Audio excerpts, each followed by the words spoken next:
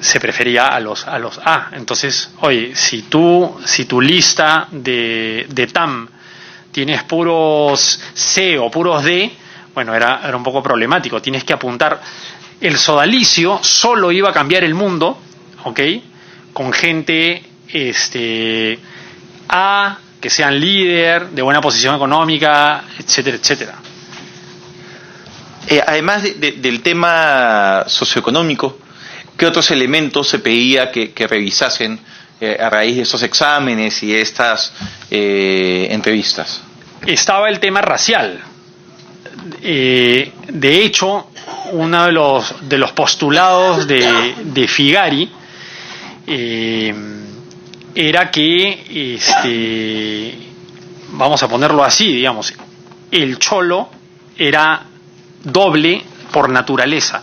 Figari tenía frases tan duras como comparar al cholo con un perro, porque Figari decía que al cholo o sea, cuando Figari me veía al cholo a los ojos, pasaba lo mismo que un perro, no veía nada, decía, no. Mientras que personas blancas, personas de buena posición económica, para Figari era más fácil verlo a los ojos, y Figari obtenía, dentro de las muchas mentiras que decía, era que él veía pues a las personas, cuando veía a los ojos, él veía el alma, ¿no? Entonces, pero con el cholo no sucedía eso. El cholo, repito, era como un perro. Y digamos, esta consideración socioeconómica y consideración racial, ¿se limitaba solo a Luis Fernando Figari o eran elementos que eran compartidos por el resto de la organización? Eran compartidos en el sentido práctico, porque claro, yo nunca, y estoy seguro que muchas personas que estaban haciendo lo mismo que yo, haciendo este apostolado, ¿no es cierto? Nunca íbamos ni siquiera a poder aproximarnos a una frase como la que decía Figari, pero en la práctica, ¿ok? Uno sabía que como que no le podía hacer apostolado a los cholos. Ni siquiera estaban dentro del círculo de influencia que podía tener una comunidad, o sea, porque una comunidad que estuviera, por ejemplo, donde me tocó vivir, en Arequipa, ¿no es cierto? Tenía que vivir pues o no vivía en un pueblo joven, no vivía en un lugar donde hubiera colegios nacionales, no trabajaba cerca de un colegio nacional. Entonces, todo era un sistema para que las personas con las que tuvieras contacto principalmente sean de la gente a la que quieras llegar, ¿no? Entonces, pero era directo, o sea, te preguntaban, oye, tengo este nuevo candidato, porque te aparecías con el nuevo candidato, lo traías una vez, y es, oye, muy cholo, ¿no? Entonces, claro, repito, no era una cuestión, o sea, de hecho Figari, porque tenía la autoridad para hacerlo y además era pues el enviado de Dios, o Dios mismo en algunos casos, él sí tenía, digamos, como él reunía todas las virtudes, él sí podía decirlo, porque si decía algo racista, en realidad tú tenías que interpretar para decir, no, en realidad es el amor que lo inunda a Figari, para decir una frase objetiva, ¿no? O sea, tú tenías que ir recalculando, digamos, el discurso de Figari para poder mantenerlo en el pedestal que él siempre quiso estar. En la práctica, sencillamente, si me preguntan a mí, yo no hacía apostolado en ningún colegio nacional, hacía solo apostolado en algunos colegios privados, y la gente que apostaba naturalmente era la gente que yo, dentro del cassette que ya tenía metido en en la cabeza era gente de determinadas características. Puedo decir incluso que cuando a veces a Figari le presentaban, porque eran parte de los regalos, ¿no? A Figari se le regalaba cuántas vocaciones habían entrado al año. Entonces Figari pedía fotos y de pronto te caía a ¿cómo se llama? A la comunidad en la que vivías, le caía pues una no voy a decir formalmente una amonestación, pero una amonestación verbal, porque la gente que habías presentado a Figari no le parecía, pues, o eran o muy cholos, o muy complicados, o muy esto, o muy lo otro, pero, o sea, era un error el haber presentado a esas personas a la comunidad, o a que sean sodalites. Entonces, vuelvo a su pregunta, y es, en la práctica, efectivamente, no con los mismos criterios tan fuertes, pero en la práctica sí existía el clasismo y el racismo, pero definitivamente, ¿no? Definitivamente. Cuando usted mencionó las categorías para poner a alguien en el nivel socioeconómico A, B, C, D, señaló dos indicadores. Uh-huh. El colegio en el que se encontraba y la posición económica de la familia. Uh-huh. ¿Cómo averiguaban la posición económica de la familia? El colegio era un dato, digamos, objetivo, uh-huh, pero la condición por la que pasaba la familia, ¿cómo conseguían esa información? Por el trato con la persona. O sea, uno debía ser lo suficientemente listo para darse cuenta de eso, ¿no? Entonces, oye, y en las reuniones, ¿no? Oye, tienen hermanos, oye, ¿en qué colegio está el hermano? Oye, ¿en qué trabaja el papá? ¿En qué trabaja la mamá? Porque es información que uno, dentro del esquema apostólico, la tenía que saber, ¿no? Era pedida, o sea, oye, si tú vienes a la reunión de TAM, si tú vienes a presentarme a una persona, a presentar a la lista a una persona que no tienes información dentro del sodalicio, en ese momento te caía tu amonestación, tu corrección, ¿no es cierto? O sea, esa persona que presentaba a alguien sin conocerla, entre comillas, era una pérdida de tiempo, ¿no? Entonces, por ahí era, o sea, uno sabía o buscaba saber lo más que se pueda, digamos, en la información de cada persona, ¿no? Y, digamos, entonces tenemos identificado el tema económico, el tema racial. ¿Hay alguna otra característica física respecto a las personas? Deportistas, no deportistas, altos, bajos. ¿Había algún elemento adicional relevante?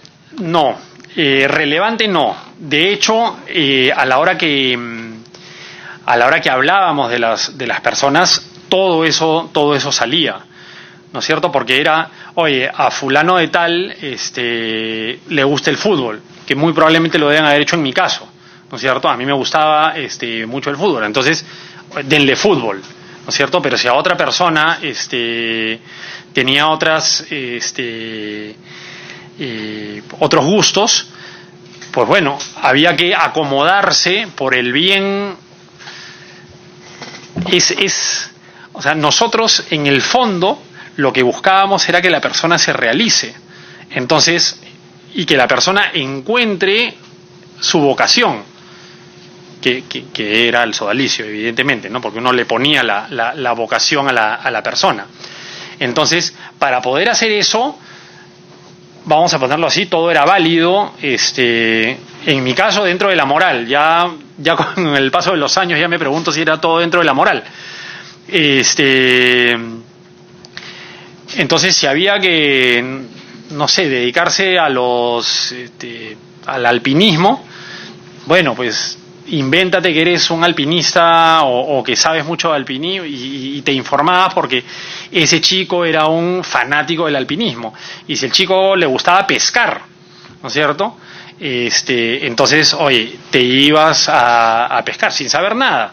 Entonces te ibas acomodando. Todo, como digo, era información que servía para que esa persona entre finalmente al sodalicio. Y de esos exámenes psicológicos que realizaban, ya quedó claro que no había un acompañamiento psicológico ni nadie que los realizara, ¿qué elementos le señalaron que era importante identificar?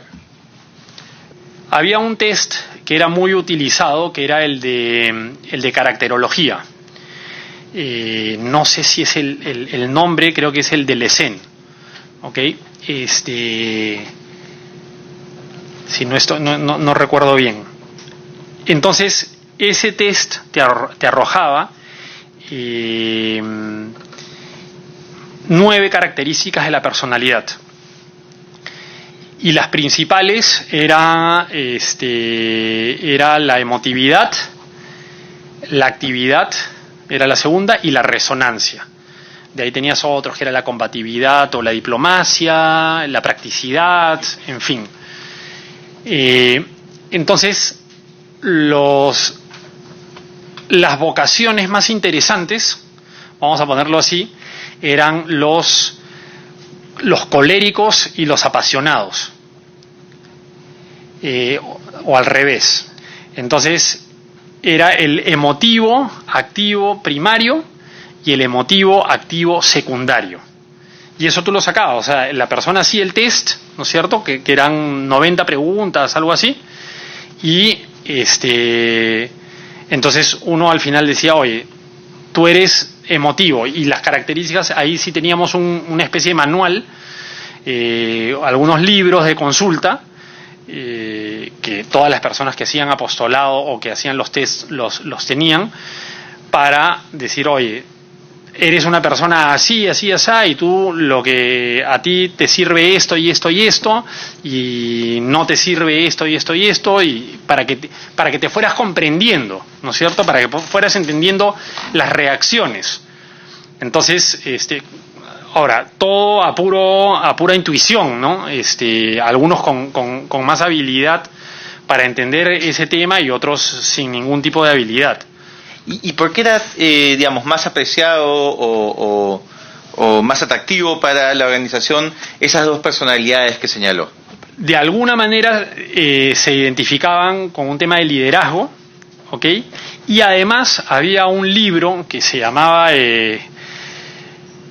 creo que el psicólogo se apellidaba Rossetti, que había generado una comparación entre la caracterología de los santos, ¿no es cierto?, con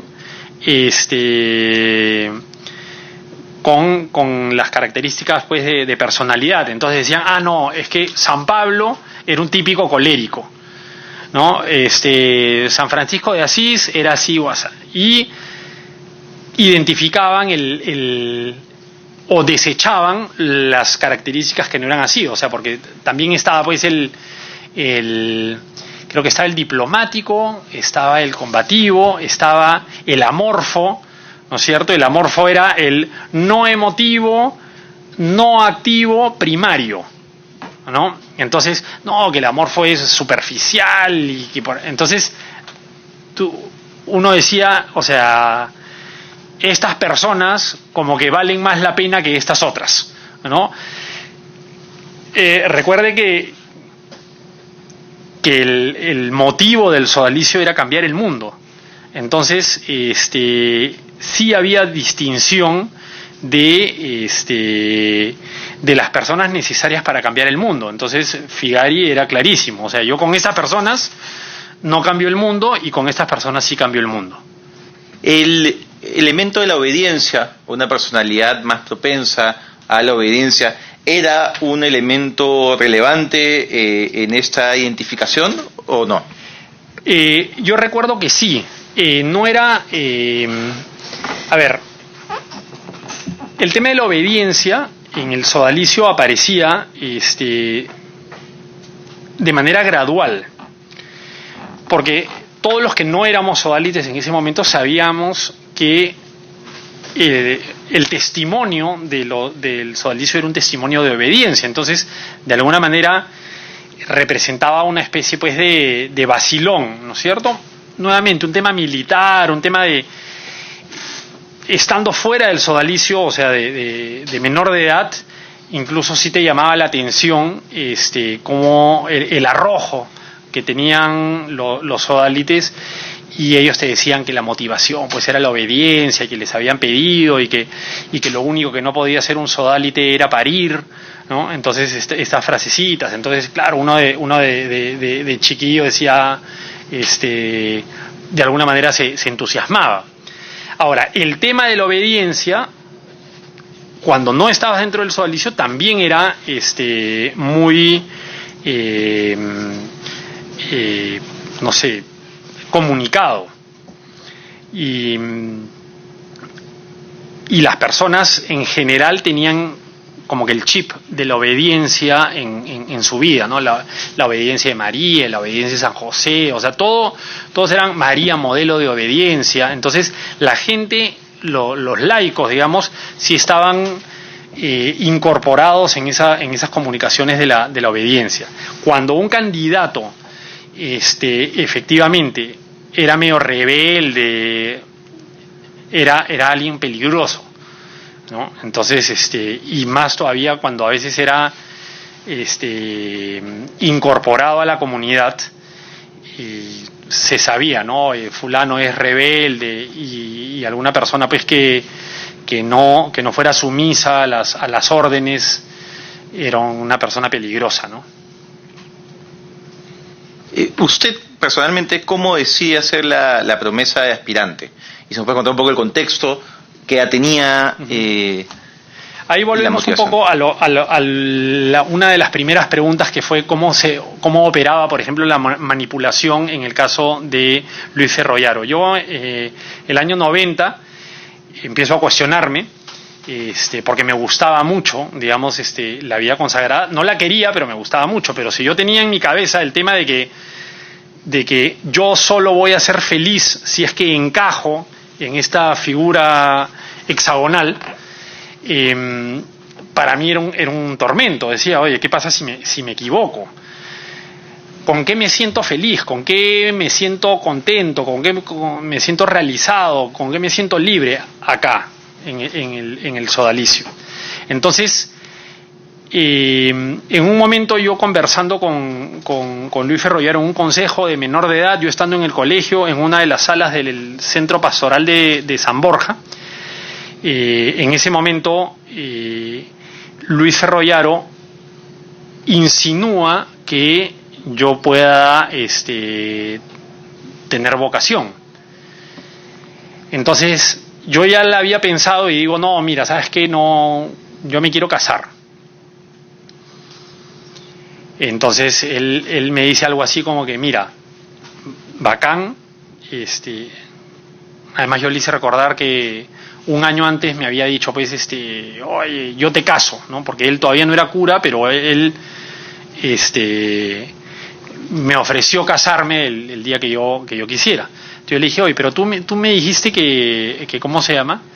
Que me ibas a casar. Y él me dice, mira, lo que pasa es que las cosas han cambiado, yo creo que tú has cuestionado, creo que Dios te puede estar llamando, y un momento le digo, oye, pero yo no quiero. Y él insinúa y me dice que la relación que yo voy a tener con él de ahora en adelante, que ya no voy a ser consagrado, ya no iba a ser lo mismo, porque él, digamos, como consagrado, los más cercanos a él eran los de la comunidad. Entonces, si yo había decidido no pertenecer a la comunidad, bueno, pues, o sea, ya nuestra relación de amistad iba a ser mucho menor, cuando en ese momento Luis Ferrollaro era absolutamente, o sea, omnipresente en mi vida. Entonces, muy probablemente el paso de mi apuesta por ser sodalite en ese momento consagrado, gran parte haya pasado por ahí, o sea, por esa manipulación. O sea, yo no podía perder, digamos, a la persona que había estado presente ayudándome durante 1 año y medio, 2 años en mi vida, ¿no? Entonces, ahí es donde yo, o sea, muy cercano a esta conversación es donde yo tomo la decisión. Y tomo la decisión, en ese momento tomo la decisión para siempre. Yo decido ser consagrado a los 17 años. Entonces, y se lo comunico a Luis Ferroyaro y le he dicho, ya, ok. Entonces, ¿cuánto le puedes hacer caso a una persona de 17 años en un convulsionado momento de la vida, ¿no? O sea, con muchas decisiones, terminando el colegio. Y claro, y eso termina siendo un triunfo para el sodalicio y para Luis Ferroyaro. ¿Hubo alguna conversación de Luis Ferroyaro u otra persona de la organización con tus padres antes de esta decisión sobre ese tema puntual? Yo sé que mi mamá fue a hablar con Jaime Bertel y mi mamá llegó muy ofuscada. ¿Esto antes o después de...? O sea, en ese tiempo, cuando yo nunca le comuniqué a mis papás que, por ejemplo, hice promesa de aspirante, nunca, ¿no es cierto? Además fue una ceremonia medio secreta, ¿no es cierto? Solo participaron pues 20, 25 personas. Antes de eso, cuando yo ya había tomado la decisión, y que además era una decisión que para mí mismo yo dije, no tengo por qué contársela a mis papás, o sea, porque yo estoy en otra frecuencia, mis papás no entienden nada, yo lo entiendo todo, y soy una persona sumamente responsable para tomar esta decisión en mi vida, ¿no? Ese era mi discurso. Entonces, en su momento, por la vida, mi mamá no sabía qué estaba haciendo yo, y en un momento mi mamá se preocupa, a veces íbamos a misa juntos, y en un momento ella, por su lado, decide conversar con Jaime Bertel. Y conversan y mi mamá llega muy, muy ofuscada porque Jaime Bertel, una de las cosas que le dice a mi mamá es que yo tenía problemas y que ella no estaba haciendo, o sea, no era capaz de solucionarlos, sino que el sodalicio sí, ¿no? Entonces, hasta una frase famosa que es, mi mamá le dice a Jaime Bertel, oye, que mi hijo dice que tiene problemas. Entonces Jaime Bertel le dice, basta verlo caminar. Entonces mi mamá llega y dice, oye, esto es lo que me dice Jaime Bertel de ti, ¿no? Entonces, por supuesto, el discurso de mi mamá a mí me valió nada y toda la razón la tenía Jaime Bertel, y yo sí tenía problemas, ¿no es cierto? Y mis problemas los estaba solucionando en el sodalicio, ¿no? Entonces, ese es el único diálogo que recuerdo que tiene mi mamá con un sodalite, más allá, digamos, de las visitas que podía haber hecho Luis Ferroyaro o Fernando Vidal, ¿no? Entonces, al momento de tomar o realizar la promesa de aspirante, no es una decisión en la cual se involucre de alguna manera a la familia. En su experiencia personal y en las experiencias que usted tuvo posteriormente. En mi experiencia personal, ninguna. En las experiencias que yo he tenido ya promoviendo a chicos que entren a la comunidad, casi ninguna, ¿no es cierto? El discurso interior nuestro era que esta es una cosa entre el candidato y Dios, así que los papás no tienen que hacer ahí, pues, ¿no? Y si ya cruzaron el límite, digamos, de la mayoría de edad, menos todavía, ¿no? Si nos puede repetir, ¿usted qué edad tenía cuando realicé esta promesa? 17 años y 10 meses más o menos. No, 8 meses. Un ex integrante del sodalicio con quien pudimos entrevistarnos, le preguntamos por qué hacían el énfasis en las labores de acercamiento a personas menores de edad. y lo que nos dijo este ex integrante es que sentían que la metodología que empleaban ya no funcionaba tan bien en mayores de edad, porque había ya otros elementos como universidad y en fin, una serie de elementos externos y un nivel de maduración que hacía que fuese más difícil esta aproximación. ¿Usted coincide con esta valoración? Yo no recuerdo haber hecho esa valoración.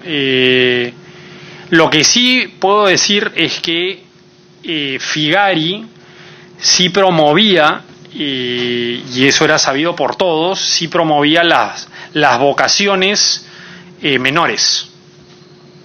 Entonces, sí, o sea, para mí, digamos, era a veces hasta más difícil, ¿no? O sea, con menores de edad. ¿Por qué? Porque no tienen muchos elementos, digamos, de la vida, ¿no? O sea, para mí era más difícil. Yo no hice nunca hice ese análisis. Más bien lo mío era una especie de consigna, ¿no es cierto? Oye, el encargado o al que le va bien buscando vocaciones menores de edad o en colegios es Óscar Osterling. Entonces, y yo sentía que lo hacía bien, ¿no es cierto? Entonces eso es lo que me motiva, y había otras personas encargadas de universitarios. Hasta que llega, de hecho, un momento en que yo digo, oye, ya con 30 y tantos años, yo ya me sentía mal, digamos, ¿no? Por la diferencia de edad. Porque ya los puntos de sintonía que uno podía encontrar entre un menor de edad y una persona de 30 y tantos ya no eran iguales, ¿no? Entonces, ese era el tema. Pero Figari él decía que una persona, no sé si decía de 12 años, ya podía, ¿cómo se llama?, elegir su vocación o darse cuenta de que Dios lo llamaba. Entonces, como que no había que tener miedo a ese nivel de hablar abiertamente de vocación a menores de edad, ¿no? ¿Nos puedes dar detalle de cómo eran los convivios? ¿Qué clase de actividades se realizaban con los menores de edad? Los convivios eran congresos de 3 días en donde se repetía un mismo esquema todos los años, que era el esquema base apostólico del sodalicio. El esquema base apostólico del sodalicio, si mal no recuerdo, es el siguiente.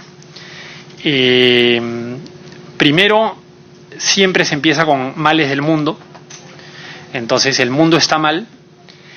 Luego viene el mundo está mal porque yo estoy mal, ¿no es cierto? El mundo está mal porque el hombre está mal, el ser humano está mal. ¿Y por qué el ser humano está mal? Porque el ser humano, por el pecado del ser humano. ¿Y cuál es la respuesta al pecado? Cristo. ¿Y qué hay que hacer con Cristo? Seguirlo, y esa es la vida cristiana. Entonces son esos 5 pasos. Los convivios eran retiros con ese mismo esquema, pero con los chicos durmiendo en sus casas. Eso eran. Pero se jugaba mucho con temas emotivos que de alguna manera concentraran a los participantes en esas actividades, ¿no? Entonces uno terminaba un convivio y todos querían ser cristianos, todos querían seguir a Cristo, todos querían, Cristo había iluminado sus vidas, todos. Claro, ya los resultados con el tiempo se iban diluyendo, pero también como que se sabía, digamos, que iba a pasar. Entonces, esos eran los convivios. Entonces había cantos, había juegos, había mucho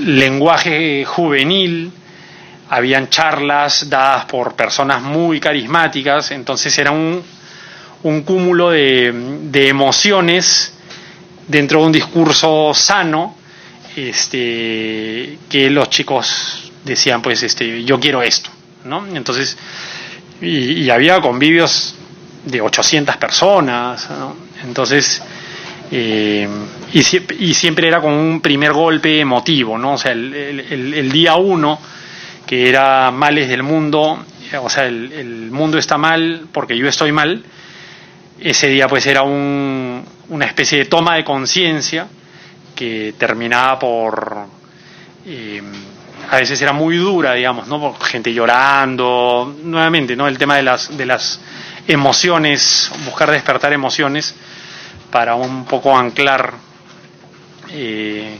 la asistencia de las personas, ¿no?